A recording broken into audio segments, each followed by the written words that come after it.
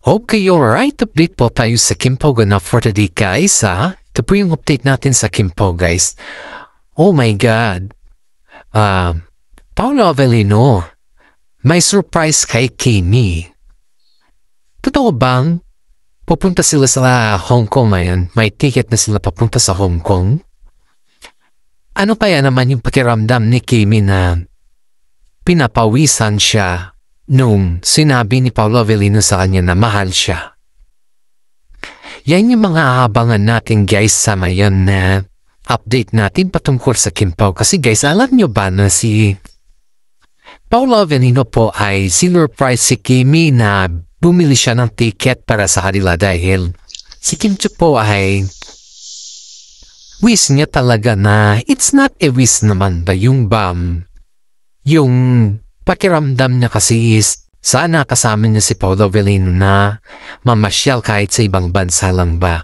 Yung bang sila lang. And then, matagal na daw kasi yan na sinabi ni Kim Chiu sa kanyang mga kaibigan. Pero syempre, hindi naman nila pwedeng sabihin niya kay Paolo dahil magkano lang naman ang ticket, diba? Magkano lang naman yung ticket na back and forth. Saka sa Hong Kong naman guys, is 2 hours lang, nandun ka na, malapit ka lang, di ba? Yun po yung parang initiative din na makasamahan ni Kim Chiu na naiya din sila na magsabi kay Paolo Avellino. Pero si Paul po, it's very, kumbaga is not voluntary po siya na bumili ng ticket dahil malapit na din po yung birthday ni Paolo Avellino. Guys, parang kumbaga is regalo na nila yun sa kanilang dalawa ni Kim Chiu. And of course guys, kagabi po ay lumipad na po sila at nandun sila and everything is there na gustong bilhin ni Kim Chiu. Ayon dito sa ating mga legit na sources guys is bayad po lahat ni Paolo Avellino. Oh my God! Kaya naman po ginagawa ni Paolo Avellino to kasi just saying thank you for Kimi na na-achieve din po ni Paolo Avellino yung kanyang pagiging viral at artista na tinatawag dahil po kay Kim Chiu. At iyan po yung kanyang pasasalamat kay Kim Chiu dahil kung wala si Kim Chiu ay hindi po siya ma-achieve yung kanyang dream na maging mag-viral ba yung maging okay yung kanyang career. And now guys, ang daming nagsasabi guys na bakit kailangan pa daw na kumbaga is gumawa si Paolo Avellino ng mga surprises kay Kim Chiu. Bakit hindi na nando sila magpakasal? Para sa ganon is wala na daw, kumbaga is wala nang istorbo sa kanila. At excited naman yung mami ni Paolo Janves pagdating sa kasal sa kanila. Naman din natin na yung mami ni Paolo Avellino ay pagdating sa mga ganyan na topic ay talagang siya yung number 1 na fans natin. Siya yung number 1 na fans ng mga kagaya natin na willing din na maghintay kila Paolo Avellino guys. Siya yung number 1 din na fans na excited pagdating sa mga ganyan na topic na kung saan is gusto niya na talaga na magkaroon ng settlement or yung bang maging okay na yung dalawa sa kanilang future. Yun po yung gusto ng mami ni Paolo Avellino guys. Kaya may mga isang fans po tayo guys na fans po nila guys na nagsasabi na bakit daw si Paolo Avellino is gusto niya i-give up yung lahat para sa kanila ni Kim Chiu. Siguro guys sa mga ganyan naman po natanong na si Paolo Avellino bakit i-give up muna para lang kay Kim Chiu ay isang dahilan po yan guys na si Paolo Avellino po ay ready na kumbaga. Hindi mo naman pwede i-give up kung lahat guys kung hindi ka naman ready di ba? Tsaka hindi ka naman ready sa tao. Alangan naman na i-give up mo yan hindi ka naman ready. Di ba isang malaking kadakilaan TNG yan kung ganon ang mangyayari. Pero in fairness sa kay Paolo guys is pinaparamdam nyo talaga kay Kim Chiu na ready na siya at waiting na po yung decision ni Kim Chiu. Kaya nga pati nga po yung mami ni Paolo guys ay liniligawan din si Kim Chiu sa kanyang decision dahil yung mami ni Paolo kasi guys is wala ka talagang masabi. Wala kang masabi kasi number 1 na fans ng Kim Pao yan Sa hindi lang number 1 na fans guys sa boto talaga kay Kim Chiu.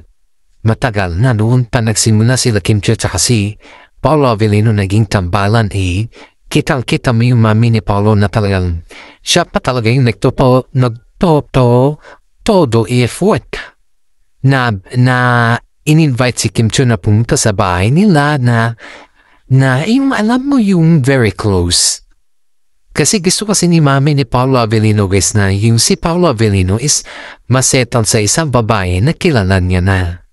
Na yung bang hindi niya na, yung bang kilala din ng kanyang pamilya. Ganun kasi yung tradisyon ng pamilya ni Paolo Avellino guys Yung gusto nila, yung makilala nila yung babae dahil nakaranas naman kasi si Paolo Avellino na mga siguro guys pambubuli, gano'n na po natin pambubuli.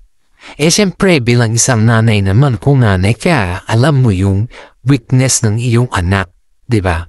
At being isang nanay din is kailangan mo din talaga na i-secure yung mga anak mo, hindi lamang hanggang sa salita or hindi lamang sa mga bagay-bagay na hindi mo pa alam.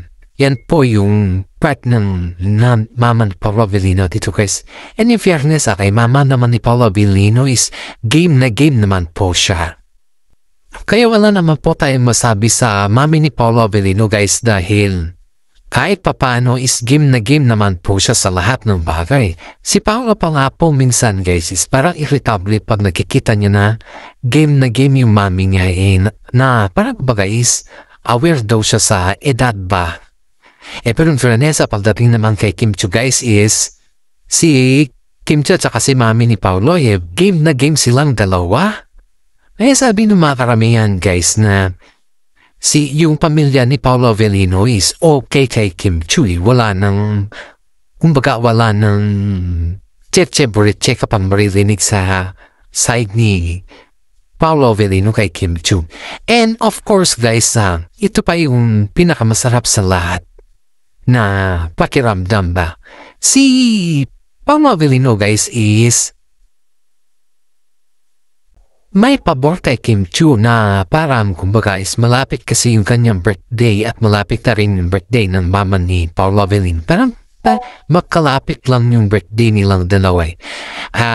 Ang gusto, may konting revelasyon si Paolo dito guys na ayon dito sa ating mga legit na sources guys na umingi ng tulong kay Kim Chiu kung paano nila daw surprise din yung kanyang mami. Kasi siyempre guys, si Kim Chiu po yung close ni mami ni Paolo Avellino at hindi naman, close naman niya si Paolo pero iba kasi guys, pag lalaki.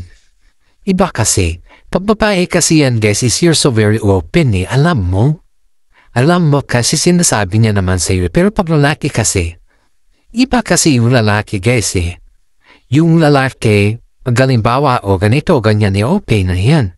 Pag babae kasing daming tetseburetche, di ba?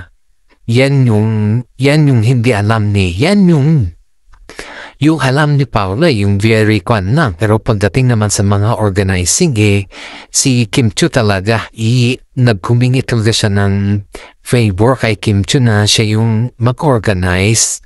Hanap ng organize, siya din yung magsabi. Kasi si Paolo Avellino kasi guys is, parang baga, just go with the flow lang siya. Kung ano na yun. Ganun si Paolo Hindi siya yung tao na marunong di mag-organize sa mga ganyan na bagay.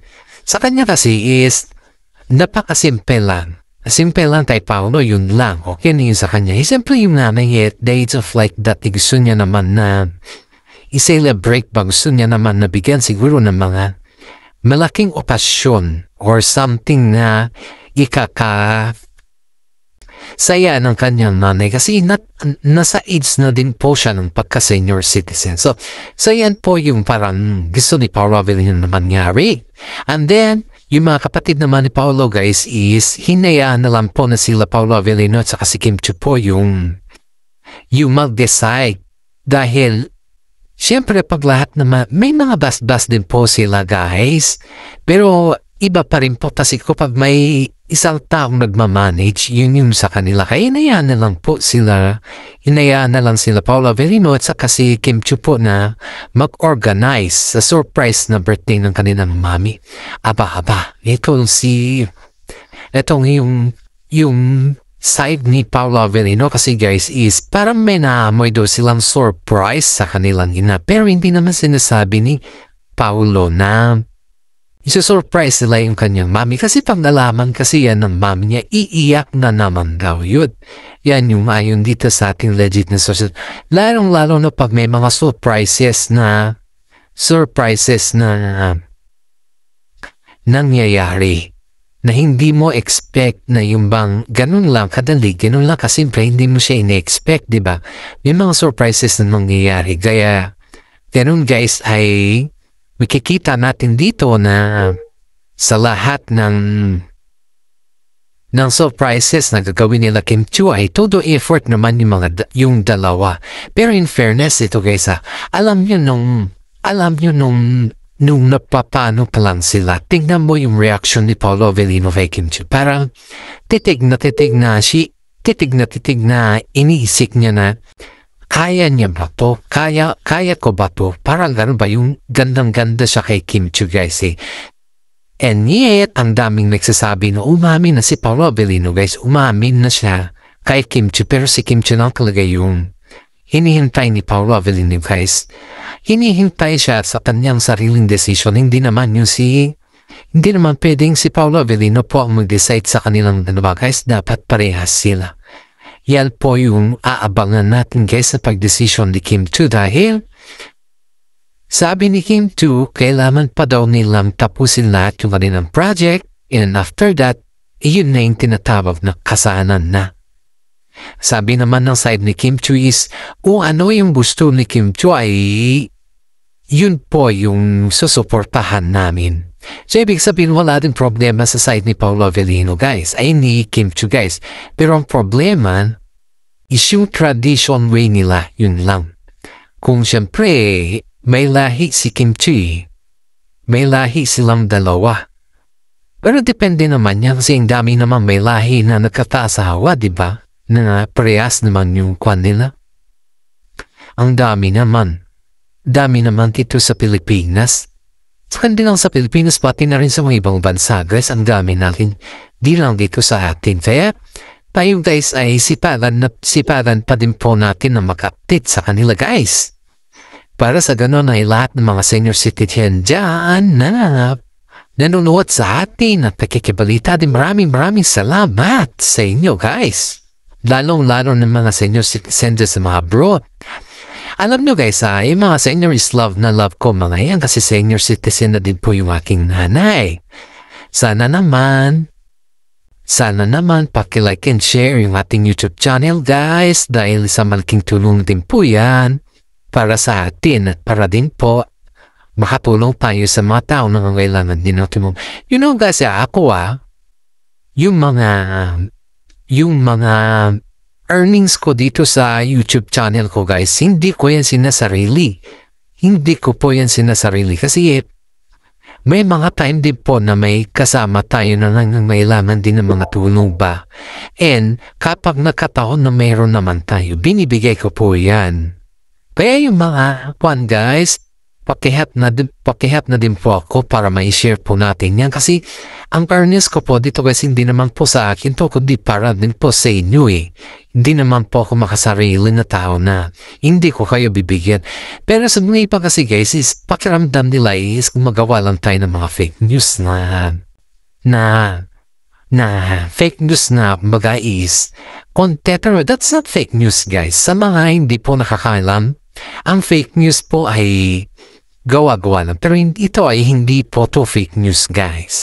Dadako naman po tayo sa ibang ganap ng Kim Pao for today guys. Ito guys may isang actress po na ayaw makatrabaho si Paolo Avellino.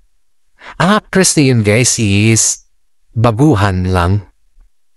Ewan ko kung bakit siya daw yung mismong nagsabi na ayaw daw niya makatrabaho si Paolo Avellino Tanong naman ang karamihan guys. Tanong naman ang karamihan is Bakit daw ayaw niya makatrabaho si Pablo Avellino? Maraming mga babae ang pabor na makatrabaho si Pablo Avellino nga Especially yung side ni Kim Chiu, di ba yung mga kaibigan ni Kim Chiu? Gusto nila na matry yung paano si Pablo Avellino na magtrabaho. Ganun po yun guys Pero in fairness first time na narinig natin na baguhan na actress na yung makatrabaho si Pablo Avellino. Ano pa yung rason nito? Kasi sabi sa kanya hanggat maswerte ka kasi kabago-bago mo pa lang yung kasama mo na magtrabaho na veterano na at saka marunong na, sabi sa kanya. Siguro guys nahihiya siya or something na takot pa siya, parang ganon. Hindi naman natin kasi mapis yung isang tao pag ayaw At saka sabi rin ng mga karamihan guys na itong yung actress na to guys is medyo may hinhin daw, parang galaw Kim Chiu rin daw nung una. May similar daw sila ni Kim Chiu Kaya siguro, ewan lang natin guys pero yun lang kasi yung pag-describe sa atin ng legit na sources natin sa loob Pero may similar daw sila ni Kim Chiu sa mga bagay-bagay ba? Kasi may hindi naman ito purong Pilipino pero half din daw siyang Germany guys, half Germany daw siya. We don't know if sino to ayaw kong mabigay ng pro kasi itong artista na to is kabago-bago galing ito sa Pinoy Big Brother ba? Galing ito sa Pinoy Big Brother kalalabas lang natin niya guys. Ayaw ko na mabanggit kung kaya anong man siya lumabas, gano'n na ayaw ko na mabanggit guys. Kasi, siyempre pag yan kasi labas na natin, malalaman na rin mahirap na. Sinabihan daw siya paglabas niya na parang itry daw siya kay Pablo Avellino. Kung sakaling, hindi naman yung leading ba yung parang extra lang. Pero si Kim Chiu pa rin yung female leading ni Paolo. Pero parang tabi daw niya guys na I think first sabi daw niya isipin daw niya muna, hindi daw siya ready sa ganun na acting ba, hindi daw siya ready. Sabi karamihan sa kanya pasalamat kaya kasi binigyan ka ng role na mga ganyan sa mga iba nga. Sa mga iba hindi sila nabigyan ng mga roles sa kanila. Bihira ng pasalamat ka at kalalabas mo lang tapos agad na isaba ka na kila Kim Chiu at si Pablo Avellino na yung kasama mo sa pagkatiyan daw yung sabi sa kanila guys. Pero in fairness may mga kasama din siya nagsasabi na hayaan na lang din natin mag-decision siya ng kusa sa kanyang sarili dahil hindi daw natin pwedeng pakialaman sila sa kanyang decision. That's true naman. Hindi naman natin pwedeng pakialaman sila sa kanyang decision. Pero, sabi ng mga karamihan is, it's up to her po na yung kanyang decision. It's up to her na. Pero, sabi sa kanya is, maswerte talaga siya. Dahil, sa dami ng mga bagong artista na lumabas sana yun na yung bagong love team ba? Siya lang yung napili ng management na itarbaho kila Paolo Avellino at saka si Kim Chiu. Diba? Itarbaho kila Paolo Avellino at saka si Kim Chiu. Pero parang nag-iarnarte daw itong bagong actress na itong gila natin halang bes ko ano yung kanyang opinion na. Pero sabi sa atin dito is nahihirita daw siya kay Kim Chiu. Ewan natin bakit naman siya nahihirita kay Kim Chiu. Di naman natin alam kung na yung reason bakit siya nahihirita kay Kim Chiu Kasi ako naman, sa lahat naman mga kaibigan namin sa showbiz wala naman kami naririnig na may nahihirita kay Kim Chiu. No? Kasi yung mga fan lang, yung mga kasama nila sa showbiz na hindi na pagbigyan, yun yung mga irritable kay Kim Chiu, yun mga mahirita kay Kim Chiu. Pero yung mga iba naman guys is wala ka naman maririnig na naiiritad sila kay Kim Chiu. Kasi si Kim Chiu po is marunong siyang nakisama. Yun po yung gabi ni Kim Chiu sa loob ng showbiz guys. Marunong siyang makisama, alam niya kung saan may lugar yung kanyang sarili. Kahit babuhan yung mga kasama niya guys, alam niya po saan may lugar yung kanyang sarili.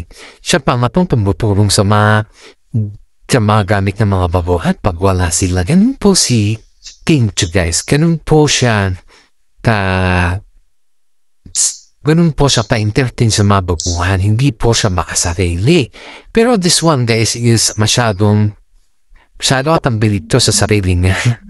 Natatawa nga po yung kanyang mga kasama sa loob ng showbiz guys dahil hinindihan daw niya ang offer sa kanya samantala ang daming nag-aabang dun na offer guys, ang daming nag-aabang.